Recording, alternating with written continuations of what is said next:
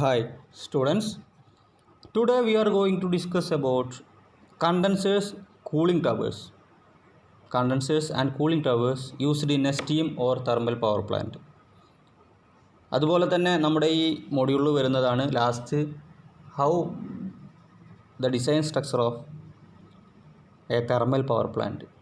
What are the features, what are the parts, what are the components, or what is the design of a thermal power plant, how it's work, like that. The first topic is steam condenser. What is a steam condenser? As the name indicates, it is a condensing equipment for steam. സ്റ്റീമിനെ condense ചെയ്യുക പറഞ്ഞാൽ എന്താണ്? Steam എന്ന് പറഞ്ഞാൽ vaporised കണ്ടീഷനിലുള്ള വാട്ടറാണ് അല്ലേ? Water വേപ്പറാണുള്ള steam എന്ന് പറയുന്നത് hot boiled സ്റ്റേറ്റിലാണ്. അപ്പോൾ അതിനെ വീണ്ടും നമ്മൾ എന്ത് ചെയ്യാണ്? ഇവാപ്പറേഷൻ സ്റ്റേറ്റിൽ നിന്നും വേപ്പർ സ്റ്റേറ്റിൽ നിന്നും വീണ്ടും അതിനെ ലിക്വിഡ് സ്റ്റേറ്റിലേക്ക് ട്രാൻസ്ഫോം ചെയ്യുന്ന പ്രോസസ്സാണ് കണ്ടൻസേഷൻ എന്ന് പറഞ്ഞു കഴിഞ്ഞാൽ. അപ്പോൾ അത് ചെയ്യുന്ന ഡിവൈസിനാണ് കണ്ടൻസർ എന്ന് പറയുന്നത്. അപ്പോൾ steam condenser in a steam power plant is used to convert the exhaust steam from the turbine. Exhaust steam from the turbine into water. അതായത് നമുക്കറിയാം നമ്മുടെ എന്താണ് സ്റ്റീം പവർ പ്ലാന്റിൽ നടക്കുന്നത് എന്നുള്ളത്. എന്താണ്? ബോയിലറിൽ നിന്ന് high hot, high steam, high pressurised, high temperatured സ്റ്റീമിനെ നമ്മൾ നോസിൽ വഴി നമ്മുടെ ഇതിലേക്ക് വരുത്തും, നമ്മുടെ സ്റ്റീം ടർബൈനിലേക്ക് അജിറ്റേറ്റ് ചെയ്യും അല്ലേ? ഈ സ്റ്റീം ടർബൈനിലേക്ക് അജിറ്റേറ്റ് ചെയ്യുന്നത് കാരണം എന്ത് സംഭവിക്കും? നമ്മുടെ ടർബൈൻ റൊട്ടേറ്റ് ചെയ്യും. ടർബൈൻ ബ്ലേഡുകളിൽ വന്നിട്ടാണ് ഈ സ്റ്റീം ഇടിക്കുക. അപ്പോൾ സ്വാഭാവികമായിട്ടും ടർബൈൻ റൊട്ടേറ്റ് ചെയ്യും. അതിന് നമുക്ക് നമ്മുടെ വേണ്ട ഔട്ട്പുട്ട് പവറാക്കി എടുക്കുക ചെയ്യുന്നത്. അപ്പോൾ ഈ സ്റ്റീം ഇടിച്ചതിന് ശേഷം വെറുതെ പുറത്തു പോവുകയാണ്. അതിനെ നമുക്ക് വീണ്ടും റീയൂസ് ചെയ്യാൻ പറ്റുന്ന, റീസൈക്കിൾ ചെയ്യാൻ പറ്റുന്ന ഒരു ഡിവൈസാണ് കണ്ടൻസർ എന്ന് പറഞ്ഞു കഴിഞ്ഞാൽ. അപ്പോൾ നമ്മൾ ഫിഗർ തന്നെ കണ്ടാൽ മനസ്സിലാവും നിങ്ങൾക്ക്. ഒരു സ്റ്റീം കണ്ടൻസിങ് പ്ലാന്റ് ആണ്. ആ സ്റ്റീം ടർബൈനിൻ്റെ എക്സോസ്റ്റിൽ നിന്നും വീണ്ടും താഴോട്ട് ആ സെൻട്രൽ കാണുന്ന കണ്ടൻസറിലേക്കാണ് നമ്മളെ സ്റ്റീം ടർബൈനിൽ വരുന്ന എക്സോസ്റ്റ് ഗ്യാസ് വരുന്നത്. ഈ ഗ്യാസിനെ, എക്സോസ്റ്റ് സ്റ്റീമിനെ, അത് ഹോട്ട് ഉണ്ടാവും, പിന്നെയും ചൂടുണ്ടാവും, അതുപോലെ കുറച്ചൊക്കെ പ്രഷർ അതിലുണ്ടാവും അല്ലേ? അപ്പോൾ അതിനെ നമ്മൾ വീണ്ടും എന്ത് ചെയ്യാണ്? കണ്ടൻസ് ചെയ്യിച്ചിട്ട് വീണ്ടും നമ്മുടെ ഹോട്ട് വെല്ലിലേക്ക് കണ്ടൻസർ എക്സ്ട്രാക്ഷൻ പമ്പ് വെച്ചിട്ട് ഹോട്ട് വെല്ലിലേക്ക് കൊണ്ടുവരും. അതിനെ വീണ്ടും നമ്മൾ എന്ത് ചെയ്യാണ്? ബോയിലറിലേക്ക് ഫീഡ് ചെയ്ത് കൊടുക്കും. അപ്പോൾ അവിടെ ഒരു സർക്കുലേഷൻ, ഒരു സൈക്കിളായിട്ട് പ്രോസസ്സ് അങ്ങനെ നടന്നുകൊണ്ടിരിക്കും. അതുകൊണ്ട് തന്നെ നമുക്ക് എത്രയാണോ ലോസ് വരുന്നത് അത്രയും വാട്ടർ പിന്നെയും സിസ്റ്റത്തിലേക്ക് ആഡ് ചെയ്ത് കൊടുത്താൽ മതിയാവും. അല്ലെങ്കിൽ അത് ഓപ്പൺ സൈക്കിളാണെങ്കിൽ എന്തുകൊണ്ട് സംഭവിക്കുക? സ്റ്റീമിലിടിച്ചതിന് ശേഷം എക്സോസ്റ്റ് സ്റ്റീം പുറത്തോട്ട് പോകും. നമ്മൾ പുതിയ അഡീഷണൽ ഫ്ലൂയിഡ് ഇങ്ങനെ അല്ലെങ്കിൽ വാട്ടർ ഇങ്ങനെ ഫില്ല് ചെയ്ത് കൊടുക്കേണ്ടി വരും. അപ്പോൾ അത് ഒഴിവാക്കുന്ന, പിന്നെ അതുപോലെ തന്നെ പ്രഷറിനെ അഡ്ജസ്റ്റ് ചെയ്യുന്ന, കണ്ടൻസർ പ്ലാന്റിൻ്റെ എഫിഷ്യൻസി കൂട്ടുന്ന ഒരു ഉപകരണമാണ് ഈ കണ്ടൻസർ എന്ന് പറഞ്ഞു കഴിഞ്ഞാൽ. ഇപ്പോൾ ഇതാണ് സ്റ്റീം കണ്ടൻസിങ് പവർ പ്ലാന്റിൻ്റെ ഡിസൈൻ. അപ്പോൾ ആ കണ്ടൻസർ കഴിഞ്ഞ് കഴിഞ്ഞാൽ നമുക്കറിയാം കണ്ടൻസറിലെ സ്റ്റീമിനെ നമ്മൾ എന്താ ചെയ്യുന്നത്? നമ്മൾ ആ സ്റ്റീമിനെ, ഹോട്ട് സ്റ്റീമിനെ വീണ്ടും കണ്ടൻസ് ചെയ്തതിനെ വാട്ടറാക്കി മാറ്റുകയാണ്. അതിന് വേണ്ടിയിട്ട് നമ്മൾ എന്ത് ചെയ്യും? ഈ ഹോട്ടിനെ കൂളിംഗ് ടവർ വെച്ചിട്ട് നമ്മൾ ആ ഹോട്ട് സ്റ്റീമിനെ കൂളിംഗ് ടവറിലൂടെ നമ്മൾ എന്ത് ചെയ്യും? വാട്ടർ പാസ് ചെയ്യും. കൂളിംഗ് ടവറിൽ ഒരു പമ്പൊക്കെ യൂസ് ചെയ്തിട്ട് നല്ല കോൾഡ് വാട്ടർ ഈ കണ്ടൻസറിൻ്റെ ഉള്ളിലേക്ക് പാസ് ചെയ്യും. അപ്പോൾ കണ്ടൻസറിലേക്ക് പാസ് ചെയ്യുന്ന കോൾഡ് വാട്ടർ കാരണം ആ വാട്ടറും നമ്മുടെ ഹോട്ട് സ്റ്റീമും തമ്മിൽ കോണ്ടാക്റ്റിൽ വരും. സ്വാഭാവികമായിട്ടും ഈ ഒരു കോണ്ടാക്റ്റ് കാരണം നമ്മുടെ സ്റ്റീം കണ്ടൻസ് ചെയ്തിട്ട് അത് വാട്ടറായി മാറി ഹോട്ട് വെല്ലിൽ നമ്മൾ സ്റ്റോർ ചെയ്യുക ചെയ്യുന്നത്. ഓക്കെ, അപ്പോൾ അതാണ് നമ്മുടെ ഒരു സ്റ്റീം കണ്ടൻസർ. ഇപ്പോൾ ആ പ്ലാന്റ് എന്ന് വിവരിച്ചത് അതാണ് നമ്മുടെ സ്റ്റീം കണ്ടൻസറിൻ്റെ അത് ചുമതല അല്ലെങ്കിൽ ഫംഗ്ഷൻ എന്ന് പറഞ്ഞാൽ. The steam condenser in a steam power plant is use to convert the exhaust steam from the turbine into water. ആ എക്സോസ്റ്റ് സ്റ്റീം ആയിട്ട് വരുന്ന, ടർബൈനിൽ നിന്ന് എക്സോസ്റ്റ് ആയിട്ട് വരുന്ന, ടർബൈനിൽ വരുന്ന സ്റ്റീമിനെ വീണ്ടും വാട്ടർ ആക്കിയിട്ട് കൺവേർട്ട് ചെയ്യുന്ന ഡിവൈസാണ് സ്റ്റീം കണ്ടൻസർ. അപ്പോൾ so that the condensed water can be used again as the feed water. അതിനെ പിന്നെ ഞാൻ പറഞ്ഞു തന്നെയാണ്, പിന്നെ നമുക്ക് എന്ത് ചെയ്യാൻ പറ്റും? ഫീഡ് വാട്ടറായിട്ട് യൂസ് ചെയ്യാൻ പറ്റും. It also reduces the pressure below atmospheric pressure.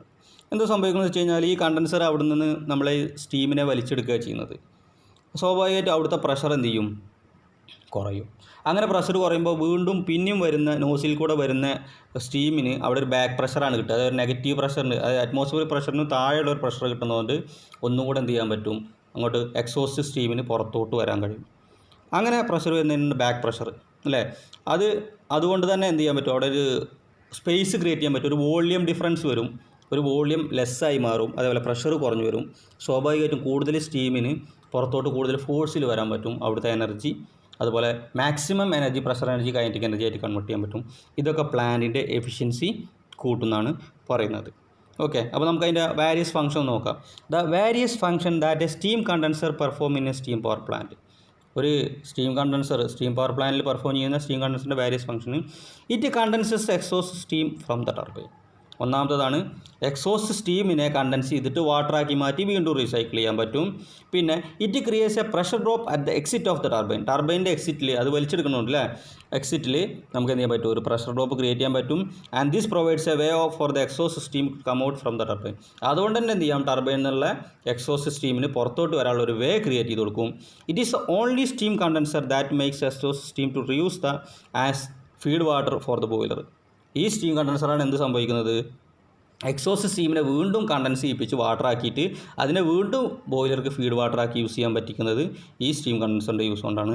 It increases efficiency of the power plant. ഇങ്ങനെ പ്രഷറിലും അതുപോലെ തന്നെ പിന്നെ വാട്ടറും എല്ലാം റീസൈക്കിൾ ചെയ്യുന്നതുകൊണ്ട് പ്രഷർ കുറച്ച് വാക്യൂം ക്രിയേറ്റ് ചെയ്ത് ആൾമോസ്റ്റ് വാക്യൂം ക്രിയേറ്റ് ചെയ്തിട്ട് നമ്മുടെ എക്സോസ്റ്റ് ഗ്യാസിൻ്റെ ഫ്ലോ ഈസിയർ ആക്കുന്നത് കൊണ്ട് സ്വാഭാവികമായിട്ടും പ്ലാന്റിൻ്റെ എഫിഷ്യൻസി കൂടും.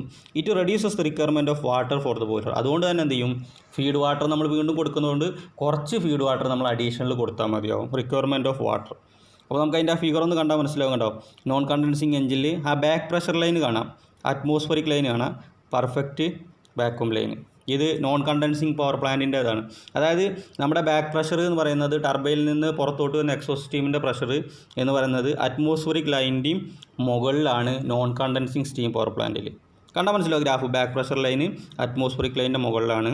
പക്ഷേ സ്റ്റീം കണ്ടൻസർ ഫിഗർ നോക്കിയാൽ മനസ്സിലാവും, കണ്ടൻസിങ് എഞ്ചിനാണെങ്കിൽ അറ്റ്മോസ്ഫറിക് ലൈനിൻ്റെയും ഒരുപാട് താഴെയാണ് ബാക്ക് പ്രഷർ ലൈൻ കിടക്കുന്നത്. അതായത് ആൾമോസ്റ്റ് പെർഫെക്റ്റ് വാക്യൂം ലൈന്, കറക്റ്റ് വാക്യൂം അബ്സല്യൂട്ട് സീറോ പ്രഷറിൻ്റെ അടുത്ത് തന്നെ വാക്യൂം ലൈനിൽ എത്തിയിട്ടുണ്ട് ഈ കണ്ടൻസിങ് പവർ പ്ലാന്റിൽ. മറ്റതിലാണെങ്കിൽ പെർഫെക്റ്റ് വാക്യൂം ലൈൻ ഏറ്റവും താഴെ കിടക്കുന്നത് അറ്റ്മോസ്ഫറിക് ലൈൻ അതിൻ്റെ താഴെയാണ്, അതിൻ്റെ മുകളിലാണ്, അതിൻ്റെ മുകളിലാണ് ബാക്ക് പ്രഷർ വരുന്നത്. പക്ഷേ അത് നോൺ കണ്ടൻസിങ്, അവിടെ കണ്ടൻസർ യൂസ് ചെയ്തില്ല. പക്ഷേ കണ്ടൻസർ യൂസ് ചെയ്യുന്നതോടുകൂടി ഇവിടെ എന്ത് സംഭവിച്ചു, നേരെ തിരിച്ച് അറ്റ്മോസ്ഫറിക് ലൈനിൻ്റെയും താഴെയാണ് ബാക്ക് പ്രഷർ ലൈൻ വരുന്നത്. അപ്പോൾ ഒരു നെഗറ്റീവ് പ്രഷർ, ഒരു വിത്ത്ഡ്രോവൽ എഫക്റ്റ് നമുക്ക് ക്രിയേറ്റ് ചെയ്യാൻ പറ്റും. സ്വാഭാവികമായിട്ടും this withdrawal effect helps to extract more exhaust gases, help to make a way to exit more exhaust gases as fast and with a proper kinetic energy conversion. അപ്പോൾ അത് അത്രയാണ് നമ്മൾ steam power പ്ലാന്റിൻ്റെ ഒരു കണ്ടൻസറിനെ കുറിച്ചിട്ട് ജസ്റ്റ് ഒരു out view. ഇനി the main purpose of a steam condenser in turbine is to maintain a low back pressure. നമ്മൾ ഓൾറെഡി പറഞ്ഞു കഴിഞ്ഞു. On the exhaust side of the steam turbine, after releasing from nozzle the steam has to expand to a great extent for converting available energy into usable mechanical work. അതാണ് main purpose. അവിടെ ഒരു back pressure to maintain low back pressure create ചെയ്യുക. അതായത് പിന്നെ തിരിച്ചങ്ങോട്ടുള്ള pressure ആവരുത്, ടർബൈനിൽ പുറത്തോട്ട് വരാനുള്ളൊരു negative pressure create ചെയ്യുക. സ്വാഭാവികമായിട്ടും ഈ നെഗറ്റീവ് പ്രഷർ ക്രിയേറ്റ് ചെയ്യുന്നതുകൊണ്ട് തന്നെ എന്ത് ചെയ്യും, സ്റ്റീം ടർബൈനിൽ നിന്ന് ആ നോസിൽ നിന്ന് റിലീസ് ചെയ്യുന്ന സ്റ്റീം പുറത്തോട്ട് എക്സ്പാൻഡ് ചെയ്ത് ഈസിയറായിട്ട് എക്സ്പാൻഡ് ചെയ്യാൻ പറ്റും. അത് converting available energy into usable mechanical work. എത്ര എനർജിയാണ് അവൈലബിൾ അതിനൊക്കെ നമുക്ക് ഈ മെക്കാനിക്കൽ എനർജി ആയിട്ട് കൺവേർട്ട് ചെയ്യാൻ പറ്റും. അപ്പോൾ അതാണ് അതിൽ പറയുന്നത്. If the steam after doing its work does not get condensed. ഇങ്ങനെ സ്റ്റീം കണ്ടൻസ് ചെയ്തിട്ടില്ലെങ്കിൽ എന്ത് ചെയ്യില്ല, ഇങ്ങനെ നമുക്ക് വേണ്ട സ്പേസ് ക്രിയേറ്റ് ചെയ്യാൻ കഴിയില്ല. ഈ സ്റ്റീം കണ്ടൻസ് ചെയ്യുന്നതുകൊണ്ട് അവിടെ വേപ്പർ സ്റ്റേറ്റിൽ നിന്നും വാട്ടർ സ്റ്റേറ്റിലേക്ക് മാറുമ്പോൾ, ലിക്വിഡ് സ്റ്റേറ്റിലേക്ക് മാറുമ്പോൾ അവിടെ നമുക്ക് ഒരുപാട് വോളിയം സ്പേസ് ഫ്രീ കിട്ടും. അതുകൊണ്ട് തന്നെ നമുക്ക് എന്ത് ചെയ്യാൻ പറ്റും, നമുക്ക് വേണ്ട രീതിയിലേക്ക് പുറത്തോട്ട് വരുന്ന സ്റ്റീം എക്സോസ്റ്റ് ഗ്യാസിന് നമുക്ക് വേണ്ട വോളിയത്തിലേക്ക് എക്സ്പാൻഡ് ചെയ്യാൻ പറ്റും. അതൊക്കെ അതിൻ്റെ പ്ലാന്റ് എഫിഷ്യൻസി കൂട്ടും. ഇനി condensation of steam in a closed system creates an empty place by reduction of volume of the low pressure steam. അതായത് ഒരു ക്ലോസ്ഡ് സിസ്റ്റത്തിലാണെങ്കിൽ ഒരു എംപ്റ്റി പ്ലേസ് ആണ് അവിടെ ക്രിയേറ്റ് ചെയ്യുന്നത്. എംപ്റ്റി പ്ലേസ് പറഞ്ഞാൽ ഒരു ക്ലോസ്ഡ് സിസ്റ്റമാണ്. ആ ക്ലോസ്ഡ് സിസ്റ്റത്തിൽ നമ്മൾ എന്ത് ചെയ്യാണ്, നമ്മളെ ഫ്ലൂയിഡിൻ്റെ അത് വേപ്പറാണ്, അതിനെങ്ങനെ കണ്ടൻസ് ചെയ്തിട്ട് ലിക്വിഡാക്കി മാറ്റുമ്പോൾ സ്വാഭാവികമായിട്ടും നമുക്കറിയാം വേപ്പർ ഒരുപാട് എക്സ്പാൻഡ് ചെയ്ത് നിൽക്കുന്ന സംഭവമാണ്. അതിനെ ലിക്വിഡാക്കി മാറ്റുമ്പോൾ അതൊരു ഏരിയയിലേക്ക് ചുരുങ്ങും. സ്വാഭാവികമായിട്ട് നമുക്ക് ഒരുപാട് എംപ്റ്റി സ്പേസ് ക്രിയേറ്റ് ചെയ്യാൻ പറ്റും. ഇനി നമുക്ക് ജസ്റ്റ് അവിടെയൊക്കെ ചെറിയ കാൽക്കുലേഷൻ പറഞ്ഞിട്ട് it is found that 1 kilogram of dry steam at 1.033 kilogram per centimeter square absolute pressure has A volume of 1.673 meter cube. അതായത് അവിടെ 1.673 meter cube വരുന്നുണ്ട് ഈ പ്രഷറിൽ. അതിനെ നമ്മൾ കണ്ടൻസ് ചെയ്യുമ്പോൾ 100 degree Celsiusലേക്ക് കണ്ടൻസ് ചെയ്യുമ്പോൾ അതിൻ്റെ വോളിയം വരുന്നത് നോക്കിയാൽ മനസ്സിലാവും. ആ 1.673 meter cube വോളിയം എന്തായി മാറി? ഒരു കണ്ടൻസിങ് പവർ പ്ലാന്റിൽ 0.001044 meter cube ആയി മാറി. അപ്പോൾ അത്രയും വോളിയം റിഡക്ഷനാണ് വന്നത്. അതായത് വോളിയം വുഡ് ബി ദസ് 1/1644, അതായത് 1/1644 parts of the space inside the vessel. 1644 ഒരു ഭാഗം മാത്രമായി ചുരുങ്ങി. അത്രയും സ്പേസ് നമുക്ക് കിട്ടി. അപ്പോൾ അത്രയും അവിടെ എം ടി സ്പേസ് ആയി. ബാക്ക് പ്രഷർ അത്രയും നമുക്ക് കുറക്കാൻ പറ്റും എന്നാണ് പറയുന്നത്. അതുകൊണ്ട് തന്നെ അവിടുത്തെ പ്രഷർ കുറയുന്നത് കണ്ടാൽ മനസ്സിലാവും. നേരത്തെ പറഞ്ഞ pressure 1.033 kilogram per centimeter square ആയിരുന്നു. അതിനെ 0.2 kilogram per centimeter square absolute പ്രഷറാക്കി നമുക്ക് കുറക്കാൻ പറ്റും. ഈ പ്രഷർ കുറയുന്നതുകൊണ്ട് വോളിയം സ്പേസ് ഒരുപാട് കിട്ടുന്നതുകൊണ്ട് തന്നെ എന്ത് ചെയ്യും? എക്സോസ്റ്റ് സ്റ്റീമിനെ നമുക്ക് വളരെ വയബിളായിട്ട് യൂസ് ചെയ്യാൻ പറ്റും എന്നാണ് ഒരു കണ്ടൻസിങ് സ്റ്റീം പവർ പ്ലാന്റിൽ കണ്ടൻസറിൻ്റെ ഉപയോഗം. ഓക്കെ, ഇനി what are the requirements of a good surface condenser? എന്താണ് ഒരു ഗുഡ് സർഫസ് കണ്ടൻസറിൻ്റെ requirements? The following are the requirements of a good surface condenser. The steam should enter the condenser with least possible resistance for its easy flow. Steam എന്താവണം? ഏറ്റവും ചെറിയ റെസിസ്റ്റൻസിൽ കണ്ടൻസറിലേക്ക് enter ചെയ്യാൻ പറ്റണം. അതാണ് എങ്ങനെയൊക്കെയാണ് ഒരു നല്ലൊരു ഗുഡ് സർഫസ് കണ്ടൻസർ ആകുക എന്നാണ് പറയുന്നത്. അതിൻ്റെ ഈസി ഫ്ലോ കിട്ടാൻ വേണ്ടിയിട്ട് തന്നെ എന്ത് ചെയ്യണം? വലിയ റെസിസ്റ്റൻസ് പ്രതിരോധമൊന്നും ഇല്ലാതെ അതിൻ്റെ ഉള്ളിലേക്ക് സ്റ്റീം എൻ്റർ ചെയ്യാൻ പറ്റണം. For effective condensation the steam should be well distributed in the vessel and there should be minimum pressure drop. എഫക്റ്റീവായിട്ട് കണ്ടൻസേഷൻ പ്രോസസ്സ് നടക്കണമെങ്കിൽ steam should be well distributed in the vessel. Steam എന്ത് ചെയ്യണം? ആ വെസലിൻ്റെ ഉള്ളിൽ നന്നായിട്ട് ഡിസ്ട്രിബ്യൂട്ട് ചെയ്യപ്പെടണം. There should be minimum pressure drop. അവിടെ പ്രഷർ ഡ്രോപ്പ് അധികം സംഭവിക്കാൻ പാടില്ല. The circulating cooling water should flow through the tubes with least friction. Cooling water എന്ത് ചെയ്യണം? ഫ്ലോ ചെയ്യേണ്ടത് ചെറിയ friction with least friction. The rising temperature of cooling water should be limited to 10 degree Celsius for obtaining better thermal efficiency. അവിടെ temperature ഒരിക്കലും എന്ത് ചെയ്യാൻ പറ്റില്ല? കൂടാൻ പാടില്ല. കൂളിംഗ് വാട്ടറിൻ്റെ ടെമ്പറേച്ചർ 10 degree Celsius ഒക്കെ കൂടാൻ പാടുള്ളൂ. There should be no undercooling of condensate. So, the steam should lose only its latent heat to the circulating water. അവിടെ നോ അണ്ടർ കൂളിംഗ് കഴിഞ്ഞ് പിന്നെ ഒരു കൂളിംഗ്, അതായത് അണ്ടർ കൂളിംഗ് വരരുത് കണ്ടൻസേറ്റിന്. So the steam should lose only its latent heat to the circulating water. Steam എന്ത് ചെയ്യാൻ പറ്റുള്ളൂ? ലാറ്റൻറ്റ് ഹീറ്റേ നഷ്ടപ്പെടാൻ പാടുള്ളൂ സ്റ്റീമിൻ്റെ. അതായത് ലാറ്റൻറ്റ് ഹീറ്റ് എന്ന് പറഞ്ഞു കഴിഞ്ഞാൽ ട്രാൻസ്ഫോർമേഷൻ ഹീറ്റാണ്.